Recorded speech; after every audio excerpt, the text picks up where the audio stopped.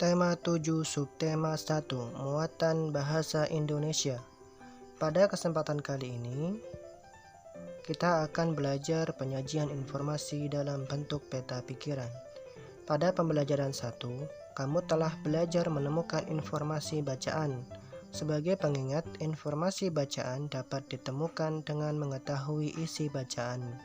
Setiap bacaan tersusun atas unsur-unsur pembentuk, yaitu objek yang dibicarakan atau apa, orang atau benda yang terlibat dalam pembicaraan atau siapa, waktu terjadinya pembicaraan atau kapan, tempat terjadinya pembicaraan atau di mana, alasan terjadinya pembicaraan atau mengapa, serta proses uraian peristiwa dalam pembicaraan atau bagaimana. Ini unsur-unsur pembentuk. Dalam setiap bacaan itu juga bisa dari kata tanya, apa, siapa, kapan, di mana, mengapa, dan bagaimana. Informasi bacaan juga dapat disajikan dalam bentuk peta pikiran. Apa itu peta pikiran? Peta pikiran adalah gambaran untuk menerangkan sesuatu. Melalui peta pikiran, kamu akan lebih mudah dalam memahami isi bacaan.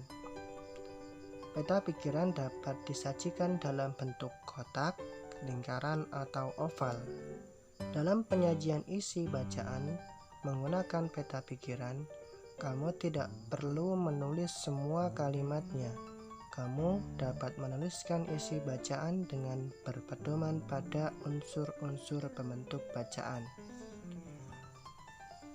Kita ulang kembali unsur-unsur pembentuk bacaan, yaitu apa, siapa, kapan, di mana, mengapa, dan bagaimana. Peta pikiran adalah gambaran untuk menerangkan sesuatu. Kalian bisa lihat di sini unsur-unsur pembentuk bacaan. Terdiri dari kata apa, siapa, kapan, di mana, mengapa, bagaimana. Secara sederhana, unsur-unsur pembentuk bacaan dalam bentuk seperti ini juga bisa disebut sebagai salah satu contoh peta pikiran. Perhatikan bacaan berikut. Bacalah bacaan berikut dengan saksama. Bangsa Portugis di Indonesia. Pada tahun 1511, bangsa Portugis melakukan ekspedisi ke Malaka di bawah pimpinan Alfonso de Albuquerque. Dari Malaka, bangsa Portugis melanjutkan pelayaran ke arah timur untuk mendapatkan rempah-rempah di Kepulauan Maluku. Pada tahun 1512, bangsa Portugis tiba di Ternate, Maluku. Kedatangan bangsa Portugis disambut baik oleh kerajaan Ternate. Terlebih saat itu, kerajaan Ternate sedang terlibat persaingan dengan kerajaan Tidore.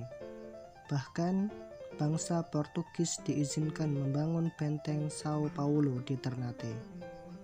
Bangsa Portugis pun memanfaatkan kebaikan kerajaan Ternate. Bangsa Portugis membantu kerajaan Ternate melawan kerajaan Tidore. Selain membantu bangsa Portugis, mulai memonopoli perdagangan rempah-rempah di Ternate.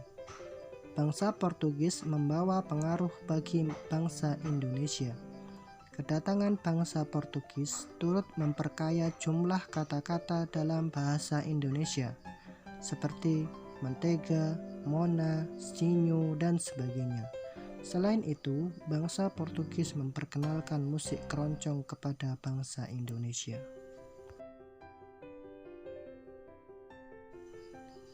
Dari bacaan bangsa Portugis di Indonesia, dapat kita sajikan dalam bentuk peta pikiran. Di sini kalian bisa lihat langkah pertama dalam membentuk atau membuat peta pikiran.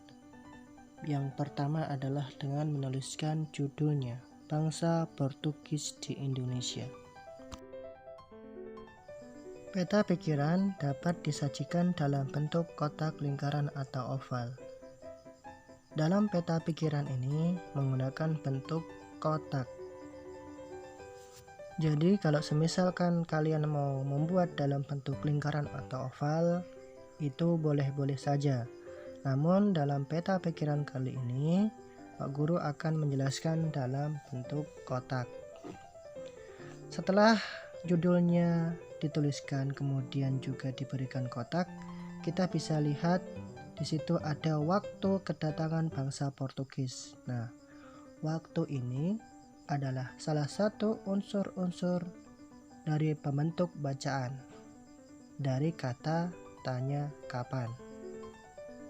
Waktu kedatangan bangsa Portugis di Indonesia yang pertama pada tahun 1511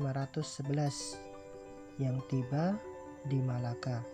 Kemudian pada tahun 1512 bangsa Portugis tiba di Ternate.